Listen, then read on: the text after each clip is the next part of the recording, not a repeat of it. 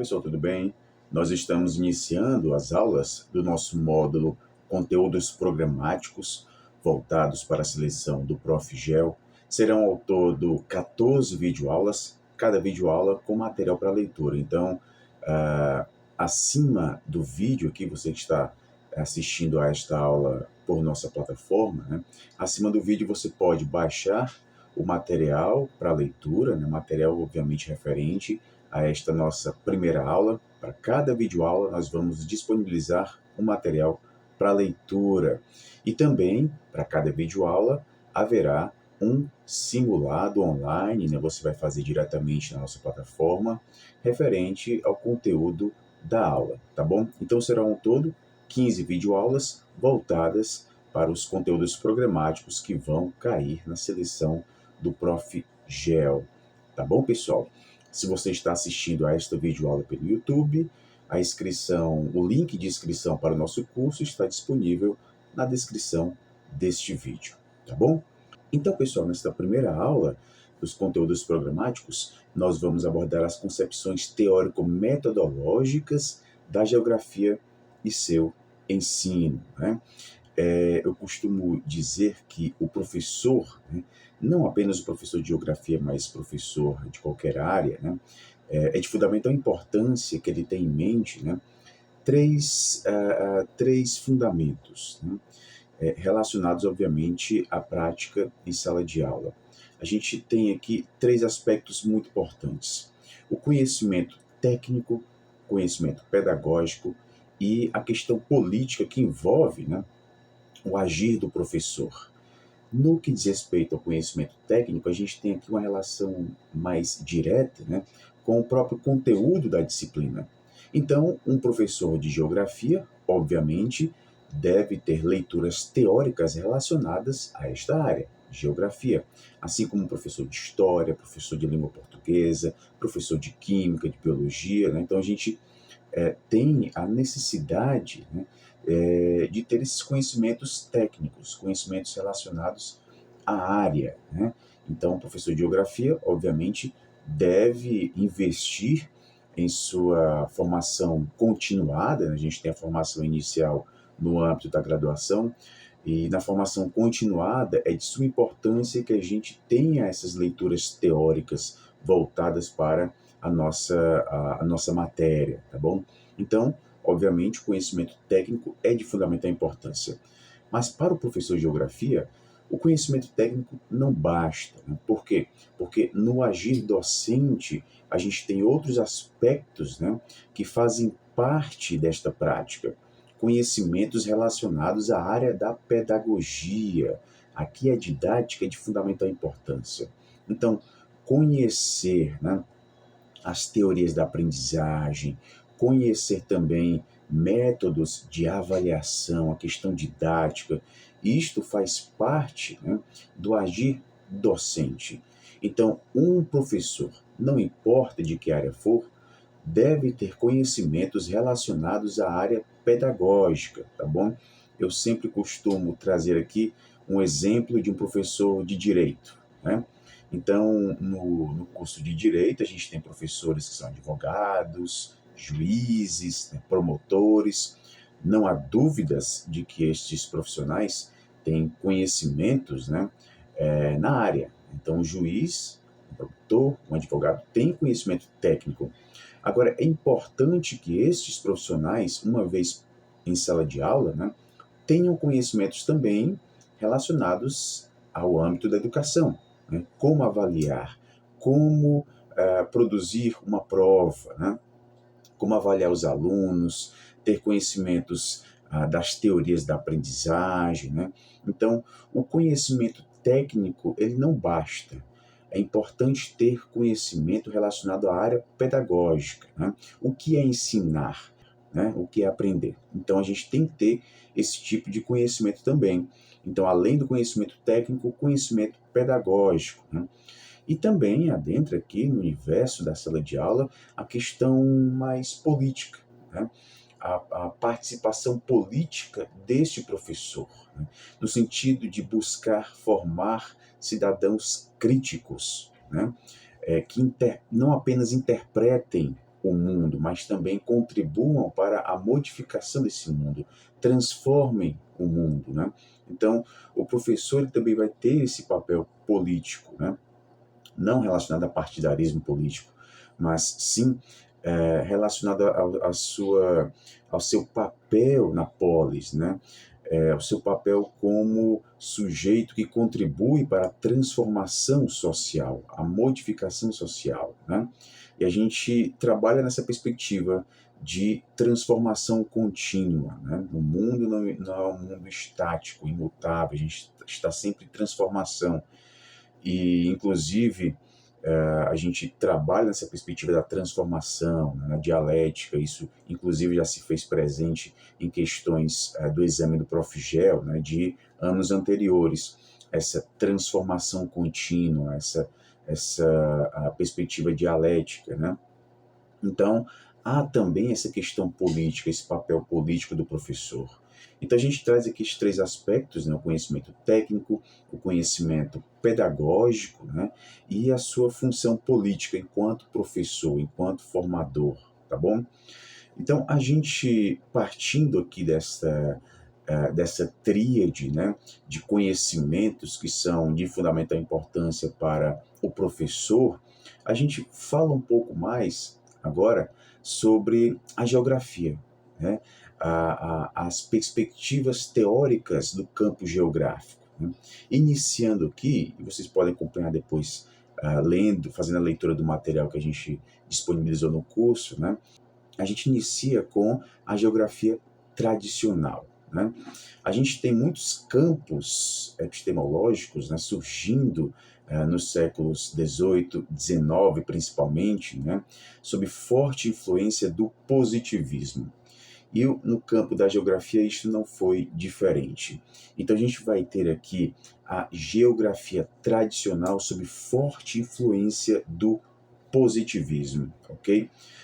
A gente vai ter aqui o período chamado de tradicional na geografia, né, se estendendo de 1870 aproximadamente, quando a geografia se institucionaliza nas universidades europeias, até a década de 1950. Né? Então, as correntes do pensamento geográfico que foram identificadas como geografia tradicional são determinismo geográfico, possibilismo e o método regional. E quais são os elementos que caracterizam, né, essa geografia tradicional? Quais são os elementos que vinculam essa geografia tradicional à perspectiva positivista? A gente pode citar aqui três aspectos. O primeiro é o fato de os estudos dos fenômenos geográficos estarem restritos, né, àquilo que pode ser visto, né, aos aspectos visíveis, mensuráveis, palpáveis. Então, a geografia é considerada como uma ciência empírica, pautada na observação. E a observação é a única forma de chegar a esse conhecimento. Uma característica muito própria aqui ao positivismo, né? Esta observação. Observação que se dá, né, em um distanciamento. O cientista, o observador, né, ele observa o seu objeto de estudos a uma distância, né, para justamente não interferir, né, na normalidade deste objeto que está sendo investigado. Então, há aqui esta ideia de neutralidade, uma investigação científica neutra, e o positivismo traz a perspectiva da neutralidade. Se ela existe ou não, neste momento a gente não vai discutir isso, né? Mas na perspectiva da geografia tradicional, busca-se esta observação de fenômenos que são obviamente visíveis, palpáveis, mensuráveis, né? Essa observação se dá com esse distanciamento caracterizado pela neutralidade. Então, se a gente fala de neutralidade, a perspectiva crítica, numa análise crítica, problematizadora dos fenômenos geográficos, né, isso é deixado de lado. Então, uma das características desta geografia tradicional, né, é não contribuir com essa ação problematizadora, questionadora, crítica, né, dos fenômenos que estão sendo observados, até por conta deste distanciamento do observador com o objeto que está sendo investigado. Então, isso é uma característica que a geografia tradicional traz, né, da perspectiva positivista. A outra característica que nós podemos citar aqui, né, é trazer esse único método de interpretação. Método este bastante influenciado pelas ciências naturais, né? Então, a gente vai ter aqui um modelo de cientificidade que vai orientar a todos os campos científicos, dentre eles a geografia. E o terceiro aspecto, né, desta influência positivista no campo da geografia é esse aspecto de síntese. A geografia seria a síntese de outros campos do conhecimento.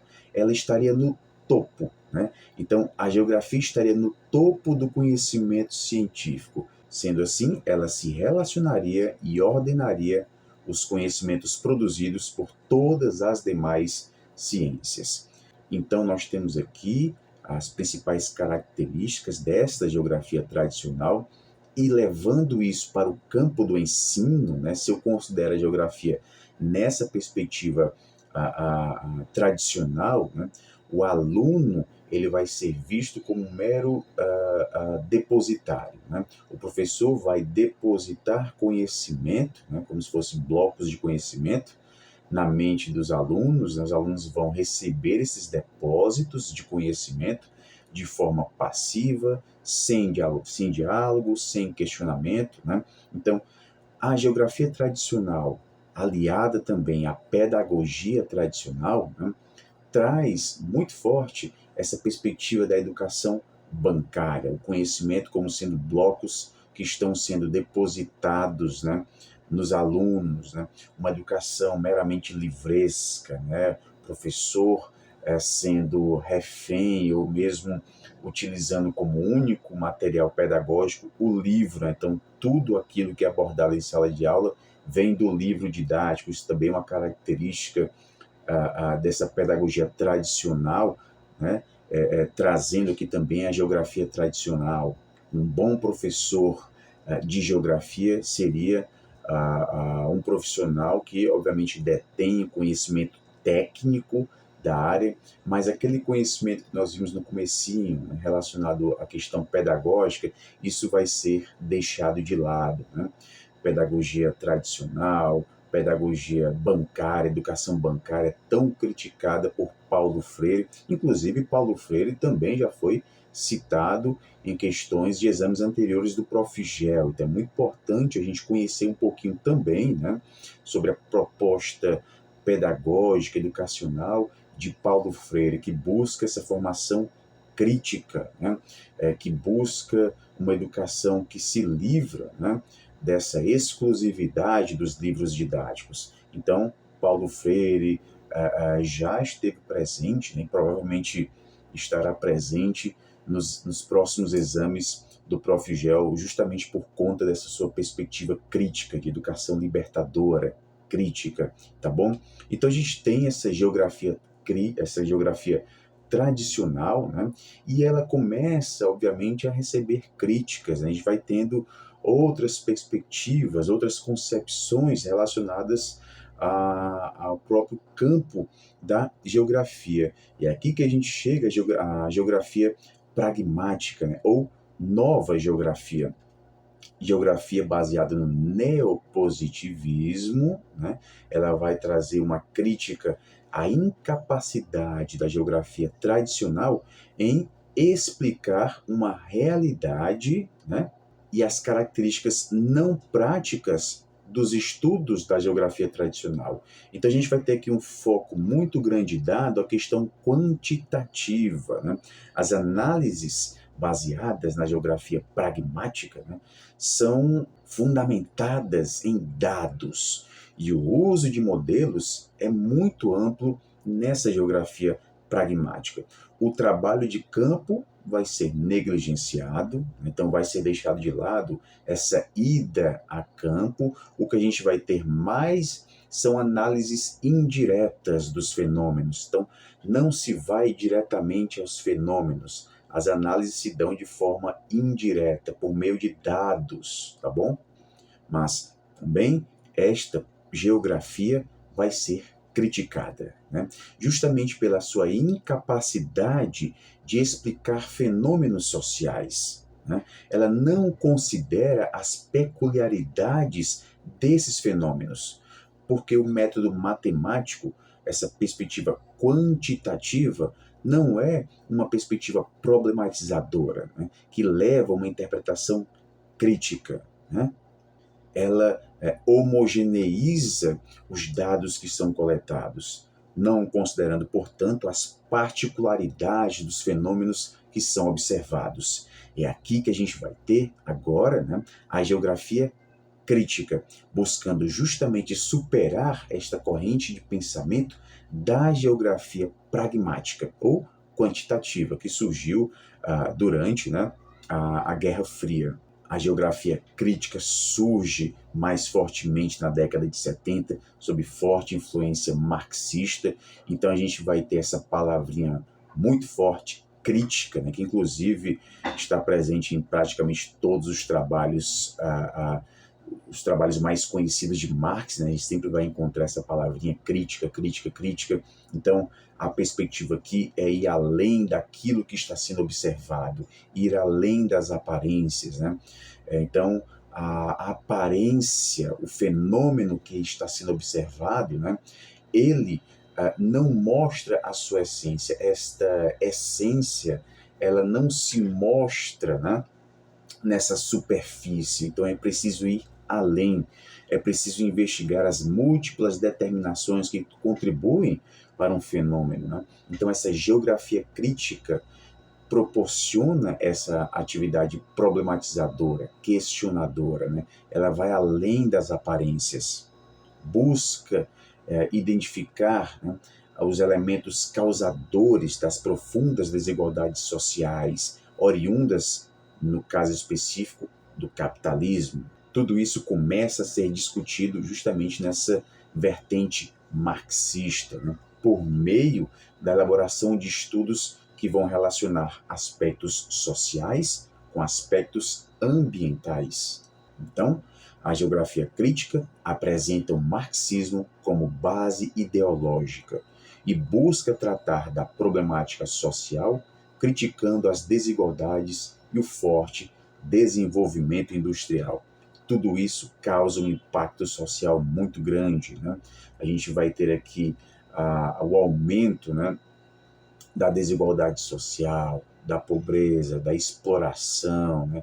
Há o fenômeno aqui também da alienação, o estranhamento cada vez maior, né, do produtor em relação àquilo que ele está produzindo, o fetichismo da mercadoria também se faz presente. Então, essa geografia crítica nos traz uma perspectiva mais dinâmica, né, dialética, analisando os elementos sociais nesse ponto de vista do contraditório, tá bom? Tudo estando sempre em movimento. Compreender a realidade significa pensar criticamente sobre ela.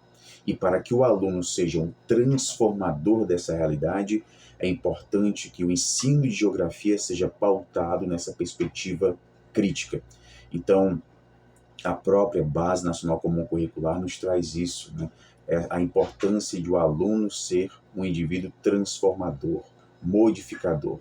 Ao mesmo tempo, seguindo aqui a perspectiva marxista, ao mesmo tempo que nós transformamos essa realidade, transformamos a sociedade, nós somos transformados por ela, né? Então é como se nós fôssemos aqui o sujeito e o objeto da própria ação. A gente transforma a realidade e esta realidade contribui para a nossa própria transformação. Então a ideia aqui não é formar indivíduos, né, meramente reprodutores dessa realidade.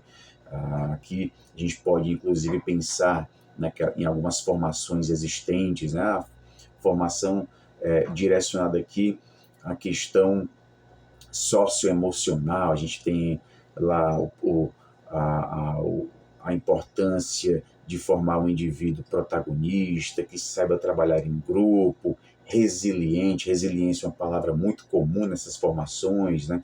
Resiliente, ou seja, um indivíduo que vai ficando cada vez mais forte para superar as adversidades que vão surgindo, ele vai se fortalecendo, né? Então, essa ideia de resiliência, né? Por que ele tem que ser resiliente? Por que ele tem que se adaptar a esta realidade? Por que não pensar em um indivíduo que vai transformar essa realidade? Então, em lugar de ele se adaptar, em lugar de ele ter de ser mais forte para superar estas dificuldades, por que não mudar? Por que não transformar? Então, a perspectiva crítica, né, e a geografia crítica nos traz isso também, né, ela vai além dessa mera resiliência. Não, aqui a ideia é transformar, né? É não apenas se adaptar a esse mundo, mas transformar o mundo e ser transformado por ele. E o papel do professor aqui é de fundamental importância, como um indivíduo que contribui para essa transformação. E pensar dessa maneira, né, é também considerar aquilo que o aluno já traz consigo, né? Então, o que o aluno já traz à escola não deve ser considerado, esse conhecimento de mundo que ele traz. Então, o ponto de partida para o ensino de qualquer matéria, e obviamente aqui geografia é o foco, né? O ponto de partida é o conhecimento que o aluno traz consigo. Então, a realidade, o contexto social deste aluno deve ser considerado nas aulas de geografia. Esse conhecimento que vai ser alvo de problematização, de questionamento, né? Questionar sobre o espaço onde ele vive, né? As relações sociais existentes onde ele vive. Então, tudo isso deve estar presente nas aulas de geografia e está presente também, né, na própria Base Nacional Comum Curricular, nos parâmetros curriculares, né, e na proposta da pedagogia crítica, o que não está presente, né, na geografia tradicional, na perspectiva tradicional, né. Então, na perspectiva tradicional, a gente tem muito característico, a gente falou isso no início, né, essa perspectiva da educação livresca, né, baseada quase que exclusivamente nos livros didáticos, desconsiderando aqui as especificidades locais, até porque os livros didáticos, né, eles trazem um conteúdo mais homogêneo, né? Normalmente os livros didáticos da educação básica são produzidos no Sul, obviamente é impossível cada livro didático abordar especificidades de cada local do Brasil, né? Então, mesmo o livro didático utilizado no Rio Grande do Sul é usado no Ceará, né? Então, essas especificidades acabam sendo silenciadas, né, se a gente considerar única e exclusivamente o livro didático. Obviamente, o livro didático é muito importante para o ensino. O que não pode ocorrer é o professor ficar refém deste material, utilizar apenas este material em sala de aula. Então, essa perspectiva crítica, geografia crítica, também traz a importância de a gente considerar o contexto social do aluno, né, o conhecimento que esse aluno traz como ponto de partida para o ensino e também como alvo, né, de reflexão crítica. Citamos novamente aqui Paulo Freire, né, por dar muita importância a esse conhecimento de mundo que os alunos trazem, partindo desse conhecimento de mundo para desenvolver aqui o processo, né, de ensino-aprendizagem. Então, para que o ensino de geografia possa contribuir com a leitura de mundo que é feita, né, pelas crianças, pelos adolescentes, de toda a educação básica, é importante romper com a aplicação de métodos meramente tradicionais, como, por exemplo, o ensino fragmentado, descontextualizado e regionalizado, que acabam criando barreiras para que o letramento e a alfabetização cartográfica, por exemplo, né, sejam trabalhados em sua totalidade. Então, é superar esta perspectiva tradicional, tanto da geografia tradicional como também da pedagogia tradicional, ok? Destacando aqui que o que se busca é a superação, né? E não a eliminação por completo. Obviamente, há elementos da geografia tradicional que perduram, que continuaram na geografia pragmática, que continuaram na geografia nova, na nova geografia, na geografia crítica. Então, quando a gente traz a perspectiva da superação, não é a eliminação por completo, né? Há elementos de continuidade, né, da geografia tradicional que continuam nas geografias que vêm, né, se contrapondo a ela. Então, a ideia aqui não é de eliminação total. Há elementos de continuidade e de ruptura, né? Até porque, ainda hoje, nós temos a presença da geografia tradicional em sala de aula. Tá bom, pessoal? Então, é isso para a nossa primeira aula, né, dos conteúdos programáticos. Façam a leitura do material que foi disponibilizado em nossa aula, assim como também tentem resolver o questionário online, né, que está presente em nossa plataforma. Ok, pessoal? Então é isso. Bons estudos a todos e até a próxima. Eu estou absolutamente feliz por estar vivo ainda e ter acompanhado essa marcha que, como outras marchas históricas, revelam o ímpeto da vontade amorosa de mudar o mundo, essa marcha dos chamados sem terra. Eu morreria feliz se eu visse o Brasil cheio em seu tempo histórico de marchas, marcha dos que não têm escola, marcha dos reprovados, marcha dos que querem amar e não podem, marcha dos que se recusam a uma obediência servil, marcha dos que se rebelam, marcha dos que querem ser e estão proibidos de ser. Eu acho que, afinal de contas, as marchas são andarilhagens históricas pelo mundo. E os sem terra constituem, para mim, hoje, uma das expressões mais fortes da vida política e da vida cívica desse país. Por isso mesmo é que se fala contra eles, e até de gente que se pensou progressista, e que fala contra eles, contra os sem terra, como se fossem uns desabusados, como se fossem uns destruidores da ordem. Não, pelo contrário, o que eles estão é mais uma vez provando certas afirmações teóricas de analistas políticos de que é preciso mesmo brigar para que se obtenha um mínimo de transformação. O que eu quero dizer, selando a minha resposta, além de dizer da satisfação de estar vivo vendo isso, por exemplo, eu lamento tristemente que Darcy Ribeiro já não possa saber, já não possa estar vendo e sentindo e vendo uma marcha como esta. Né? Eu fico, e como eu acredito em Deus, eu agradeço muito a Deus por estar vivo e poder ver e saber que os sem terra marcham contra uma vontade reacionária histórica implantada nesse país. E o meu apelo, quando eu termino a tua primeira pergunta, o meu desejo, o meu sonho, como eu disse antes, é que outras marchas se instalem nesse país. Por exemplo, a marcha pela decência, a marcha pela superação da sem-vergonhice que se democratizou terrivelmente desse país. Quer dizer, eu acho que essas marchas nos afirmam como gente, como sociedade querendo democratizar-se. Indiscutivelmente, do ponto de vista até biológico, talvez nenhum outro ser tenha desenvolvido uma capacidade de adaptação às circunstâncias maior do que o homem e a mulher. A adaptação no ser humano é um momento apenas para o que eu chamo a sua ou da sua inserção. Quer dizer, qual é a distinção que eu faço entre adaptação ao mundo e inserção no mundo?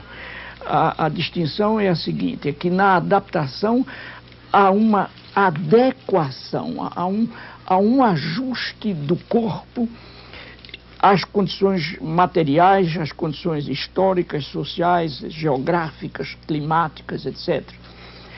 E na inserção, o que há é a tomada de decisão no sentido da intervenção no mundo. Por isso mesmo, eu recuso qualquer posição fatalista diante da história e diante dos fatos.